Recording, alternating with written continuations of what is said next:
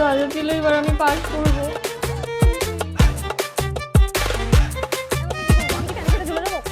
কি হয়েছে? আব্বু আম্মুর কাছে কট খেয়ে গেছি, এখন তারা জোর করে আমাকে বিয়ে দিয়ে দিতে চাচ্ছে। কালকে নাকি পাত্রপক্ষ আসবে। ভালো তো, আমি একটা আমার বিয়ের লাইফটা লাইফটা অন্য কারোর হাতে তুলে দিতে পারবো না। আমার লাইফে আমি অন্য কারোর হাতে পুতুল হয়ে থাকতে পারবো না বাবা। আজকে বিয়ে করবো, কালকে বাচ্চা পয়দা করতে হবে, তারপরের দিন বাচ্চা ডাইপার বদলাইতে হবে, তারপর আবার একটা বাচ্চা পয়দা করতে হবে, তারপর সেই বাচ্চারও ডাইপার বদলাইতে হবে। আমার লাইফটা পুরো জিঙ্গালালা হয়ে যাবে। আসলে হয়েছে কি ভাইজান, ওই বিয়ে না করার একটা বাহানা আর কি, বুঝতে পারছেন? ভাইজান তোমরা পরে যাইতাম, দেরি করে লাভ কি? প্রিয়াঙ্কা কমিউনিটি সেন্টার মনে থাকবে? মা, তুমি ঠান্ডা মাথায় নিয়ে চিন্তা করো, যে আমার ভালো হলে কেন বলতেছেন? আমি একজন টিচার। আপনারা কিভাবে বলতেছেন আপনাদের মেয়ের সাথে যদি আমি প্রেম করি?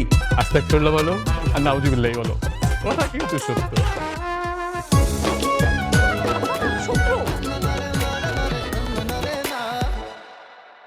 দেখো বাবা, লিখে থাকো, হ্যাঁ? সবুরে মেয়াও বলে।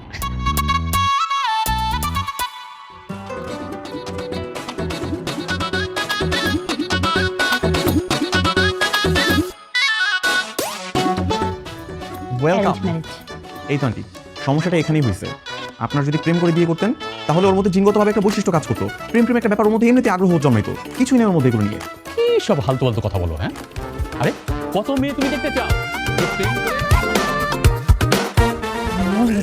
খারাপ করে দিছে। এই এই দেখ তো, আমি কি দেখতে অসুন্দর? না। আমাকে কি দেখতে ঢেঁড়সের মতো লাগে? আরে দূর, তুই তো আমাদের ক্যাম্পাসের সবচেয়ে সুন্দরী মেয়ে। কি হয়েছে বলতো?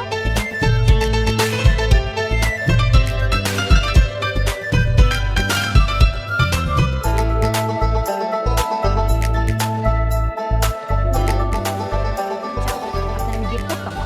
ইস্যু এই কোথায় যাচ্ছ? দাঁড়াও। এরকম ভাবে রাগ করে কোথায় চলে যাচ্ছ? তো কি করবো? আপনি মেয়ে নিয়ে এত পরিমাণ জ্বালাইছেন আমাকে যে এতদিন